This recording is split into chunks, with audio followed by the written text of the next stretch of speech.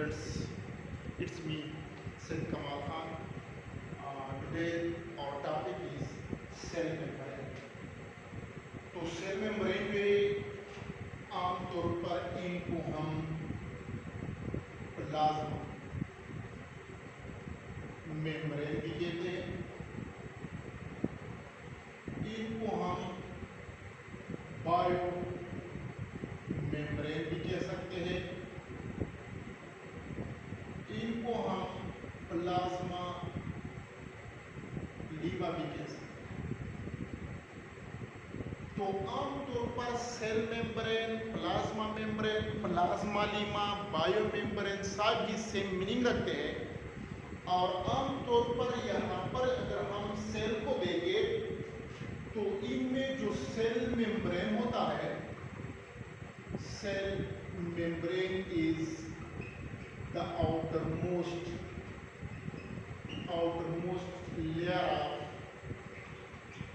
the animal cells, outermost layer of animal cells.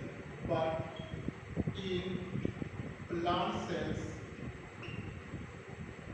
it is present below the cell wall. तो आमतौर पर animal cells जो होते हैं उनमें चूंकि सेल वॉल नहीं होता, तो जब सेल वॉल नहीं होता तो सबसे outermost boundary of the cell जो है वो सेल मेम्ब्रेन होता है। लेकिन प्लांट सेल्स जो है उनमें यहाँ पर अगर हम देखें तो इनमें सेल वॉल मौजूद होता है, तो सबसे आउटर मोस्ट लेयर जो है वो सेल वॉल होता है। सेल वॉल के बाद जो है उनके अंदर की तरफ सेल मेम्ब्रेन जो है ये मौजूद होती है। यहाँ पर अगर हम देखें तो हमारे साथ दो साइटोलॉजिस्ट थे, Cramer and Nageli. Cramer and Nageli जो है they used the term cell membrane. तो सेल मेम्ब्रेन का टर्म जो है ये आमतौर पर क्रेमर एंड नेगेली जो है इन्होंने यूज किया था। और प्लाज्मा लीमा का टर्म जो है ये प्लाव जो है दूसरा साइटोलॉजिस्ट है उन्होंने यूज किया था। दूसरा साइटोलॉजिस्ट है plough used the term plasma Lima. Plasma Lima और प्लाव जो है इन्होंने प्लाज्मा लीमा टर्म जो था सेल मेम्ब्रेन के लिए यूज किया था। सेल मेम्ब्रेन जो है इनकी अगर हम प्रॉपर्टीज जो है उनको देखें, प्रॉपर्टीज ऑफ सेल मेम्ब्रेन।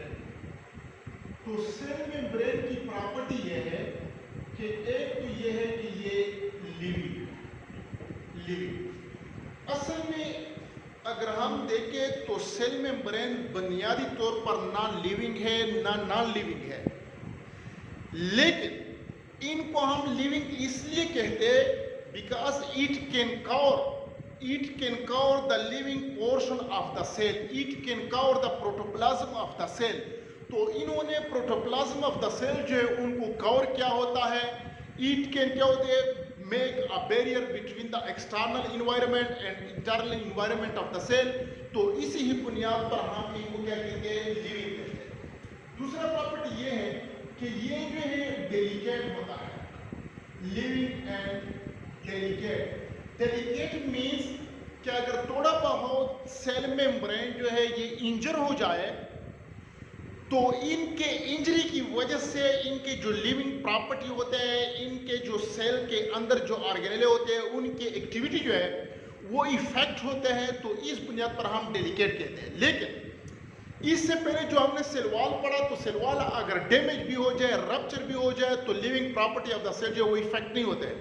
लेकिन सेल मेम्ब्रेन अगर थोड़ा बहुत जो है वो इंजर हो जाए तो इनसे सेल की लिविंग प्रॉपर्टी इफेक्ट होते हैं और आखिर में इनकी डेथ का हो जाती है। तो इस बुनियाद पर आप लिख सकते हैं कि सेल मेम्ब्रेन जो डेलिकेट होता है। और तीसरा जो इनकी प्रॉपर्टी है वो ये है कि सेमी परमिएबल होता है। Cell membrane is semipermeable. इससे भी पहले मैंने आपको बताया था कि परमिएबिलिटी के बुनियाद पर हमारे साथ तीन किस्म के मेम्ब्रेन हैं। एक होता है परमिएबल। परमिएबल का मतलब ये है कि यहाँ पर क्या होते हैं, ये ऐसा मेम्ब्रेन है कि allow all types of molecules या आयंस, किसी भी किस्म के मॉलिक्यूल जो है या आयन जो है इनके लिए रुकावट पैदा नहीं करता। बाहर से अंदर भी आ सकते हैं, अंदर से बाहर भी, स्मॉल साइज हो या लार्ज साइज हो, पोलर हो या नॉन पोलर हो, तो हर किस्म के मॉलिक्यूल जो है वो इजीली जो होते अंदर बाहर जा सकते हैं। तो इस किस्म के मेम्ब्रेन को हम परमिएबल मेम्ब्रेन कहते हैं। ऐसी मेम्ब्रेन जो है जिनको हम परमिएबल। दूसरा जो है वो है semi permeable. Semi permeable membrane. Semi permeable membrane जो है ये ऐसी मेम्ब्रेन होते हैं कि ये कुछ मॉलिक्यूल को तो अंदर जाने देते हैं और कुछ को अंदर जाने नहीं देता, या कुछ मॉलिक्यूल्स को अंदर से बाहर जाने देते हैं और कुछ को बाहर नहीं देता। तो इनको हम क्या कहते हैं, सेमी परमिएबल। यहां पर हम लिखेंगे allow some molecules and cause या stop the flow of other molecules। Means कि ये हमारे एक ऐसी मेम्ब्रेन होती है कि कुछ मॉलिक्यूल जो है उनको तो अंदर या बाहर जाने देते हैं, लेकिन कुछ मॉलिक्यूल जो है उनके फ्लो को स्टॉप करते हैं। बास को अंदर नहीं जाने देते हैं या बास जो है उनको अंदर से बाहर जाने नहीं देते, तो इनको हम सेमी परमिएबल कहते हैं। और तीसरा जो है वो है हमारे इम्परमिएबल। इम्परमिएबल तो इम्परमिएबल मेम्ब्रेन ऐसी मेम्ब्रेन होती है कि ये किसी भी किस्म के मॉलिक्यूल को अलाउ नहीं करता। Can not allow any type of molecules, किसी भी किस्म के मॉलिक्यूल्स को ना अंदर ना जाने देने, कोई भी किसी भी किस्म के मॉलिक्यूल इसके जरिए अंदर या बाहर जा नहीं सकते। तो इस किस्म के मेम्ब्रेन को हम क्या कहते हैं, इम्परमिएबल मेम्ब्रेन। तो यहाँ पर बस सेल मेम्ब्रेन जो है ये सेमी परमिएबल मेम्ब्रेन होती है। इनके अलावा इनकी जो थिकनेस है तो ये 7 नैनोमीटर थिक होता है। 7 नैनोमीटर जो है इनकी थिकनेस होती है। तो यहाँ पर एमसीक्यूज के लिहाज से भी क्या होता है, ये इंपॉर्टेंट हो सकता है on the basis of thickness. उनके अलावा यहाँ पर सेल मेम्ब्रेन जो है इनकी हम केमिकल कंपोजिशन जो है, केमिकल कंपोजिशन को अगर हम इनको स्टडी करें तो मेनली सेल मेम्ब्रेन जो है केमिकल कंपोजिशन के लिहाज से ये 3 मेन कंपोनेंट जो इन पर मुश्तमिल होता है। इनमें प्रोटीन भी होता है, साथ साथ इनमें लिपिड्स भी होता है, साथ साथ इनमें क्या होते हैं, स्मॉल अमाउंट ऑफ कार्बोहाइड्रेट्स भी मौजूद होता है। तो यहाँ पर अगर हम देखें तो प्रोटीन जो है ये तकरीबन 60 to 80% होता है। 60 to 80% इनमें प्रोटीन मौजूद होता है। इनके अलावा अगर लिपिड्स को हम देखें तो ये 20 to 40% इनमें लिपिड्स मौजूद है। और तकरीबन 3 to 7 या 7 to 10% जो है इंतहाई क्या होते हैं, लेस अमाउंट में क्या होते हैं, इनमें कार्बोहाइड्रेट भी क्या होते हैं, मौजूद होता है। अक्सर स्टूडेंट्स जो है ये क्वेश्चन करते हैं कि सर जी अगर हम सेल मेम्ब्रेन जो है इनके स्ट्रक्चर को देखें तो वहां पर तो लिपिड्स ज्यादा नजर आते हैं और प्रोटीन कम होते हैं, लेकिन यहां पर हम देखते हैं कि यहां पर तो प्रोटीन 60 to 80% है। तो मैं आपको ये बता दूं कि इनके 2 रीजंस हैं। एक रीजन तो ये है कि चूंकि लिपिड्स इसलिए ज्यादा दिखाई देते हैं कि वो एक खास सीक्वेंस के मुताबिक इन द फॉर्म ऑफ लेयर्स मौजूद होते हैं, जिनकी वजह से ये ज्यादा दिखाई देते हैं। और प्रोटीन जो है वो इरेगुलर अरेंज होते हैं।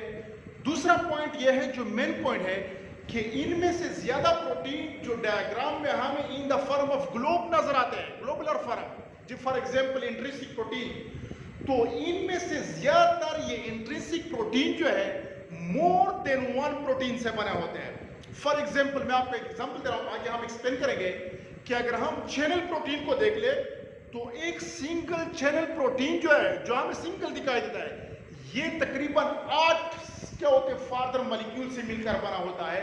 तो इसी बुनियाद पर नजर में हमें कम नजर आते हैं, लेकिन क्या होते हैं परसेंटेज के बेस पे हमारे प्रोटीन जो है ये ज्यादा मौजूद होते हैं।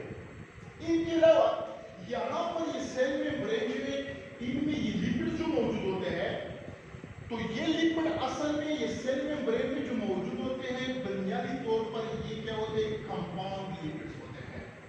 कंपाउंड लिपिड्स जिनको हम बायोलॉजिकल मॉलिक्यूल जो है इनमें हम एक्सप्लेन करेंगे। कंपाउंड लिपिड्स, और कंपाउंड लिपिड्स में हमारे साथ ये जो है फास्फोलिपिड्स होते हैं। तो सेल मेम्ब्रेन में जो लिपिड होते हैं असल में वो क्या होते हैं फास्फोलिपिड्स होते हैं।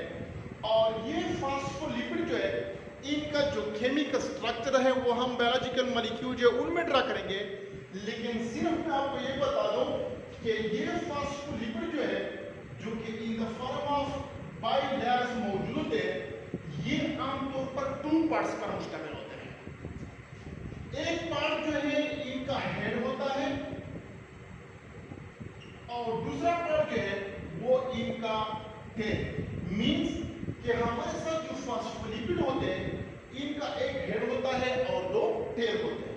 फॉर एग्जांपल यहाँ पर देखिए, ये हो गया हेड और ये जो है ये 2 टेल, तो ये हेड हो गया और ये जो है ये 2 टेल। इनका ये हेड जो है फास्फोलिपिड का ये हेड, ये असल में क्या होते हैं पोलर होता है। इनका हेड पोलर होता है और इन फास्फोलिपिड का ये पोलर वाला हिस्सा ये हमेशा टुवर्ड्स द वाटर होगा, टुवर्ड्स द इंटरसेलुलर या जो मैट्रिक्स ऑफ द सेल है उनकी तरफ होगा, क्योंकि ये पोलर होते हैं। और इनका ये जो टेल होते हैं यहाँ पर देखिए ये 2 टेल, तो ये टेल जो है असल में ये क्या होते हैं नॉन पोलर होते हैं। नॉन पोलर, या हम इस तरह भी लिख सकते हैं कि इनका ये हेड जो है ये हाइड्रोफिलिक होता है, वाटर लवर होता है, और इनके जो ये टेल्स होते हैं हाइड्रोफोबिक होते हैं, वाटर रिपेलिंग या वाटर हेड क्या होते हैं हेटिंग होते हैं, और जिनको हम क्या होते हैं अपन नाटो। लेकिन ये फास्फोलिपिड्स जो है ये पीएनपी हमारे साथ 2 किस्म के होते हैं। यहाँ पर अगर आप ड्रा कर लो तो हमारे साथ फास्फोलिपिड ऐसे होते हैं कि इनकी ये जो टेल होते हैं ये सीधे होते हैं। ये देखिए ये टेल है और ये क्या है, ये इनका हेड है। फास्फोलिपिड इस तरह होते हैं और फास्फोलिपिड इस तरह होते हैं कि इनके ये जो टेल होते हैं ये टेढ़े होते हैं, इस तरह ये क्या होते हैं टेढ़े होते हैं। तो ये भी इनका क्या है टेल है और ये इनका क्या है हेड है। तो हमारे साथ वो फास्फोलिपिड जिनके ये टेल जो है ये टेढ़े नहीं होते हैं, तो इनकी जो फ्लूइडिटी है बेटा ये लेस होती है। इस किस्म के जो फास्फोलिपिड होते हैं इनकी फ्लूइडिटी जो है ये क्या होती है लेस होती है। लेकिन जो ये टेढ़े पाँव वाले जो फास्फोलिपिड होते हैं इनकी जो फ्लूइडिटी है, इनकी ये फ्लूइडिटी है ये क्या होती है ये मोर होती है। ये क्या होती है ये मोर। उसके बाद जो है अब हम नेक्स्ट लेक्चर जो है उनमें हम स्ट्रक्चर ऑफ प्लाज्मा मेम्ब्रेन जो है इनको डिस्क्राइब करेंगे। Thank you very much.